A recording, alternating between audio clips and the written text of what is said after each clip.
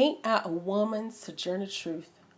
Well, children, where there is much racket, there must be something out of kilter. I think that twixt the Negroes of the South and the women at the North all talking about rights, the white men will be in a fix pretty soon. But what's all this here talking about? That man over there says that women need to be helped into carriages and lifted over ditches and have the best place everywhere.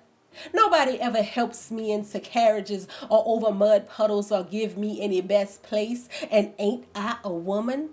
Look at me. Look at my arm. I have plowed and planted and gathered into barns, and no man could head me. And ain't I a woman? I could work as much and eat as much as a man when I could get it and bear the lash as well. And ain't I a woman?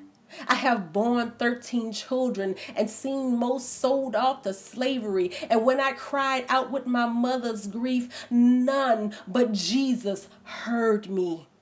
And ain't I a woman? Then they talk about this thing in the head. What's that they call it?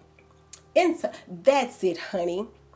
What's that got to do with women's rights or Negroes' rights? If my cup won't hold but a pint and yours holds a quart, wouldn't you mean not to let me have my little half measure full?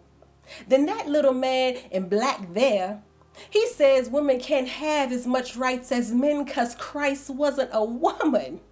Where did your Christ come from?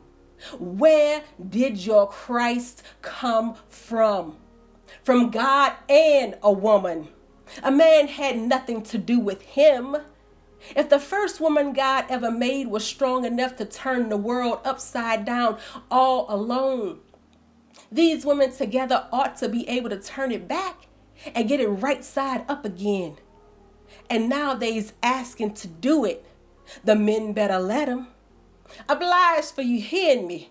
And now old Sojourner ain't got nothing more to say.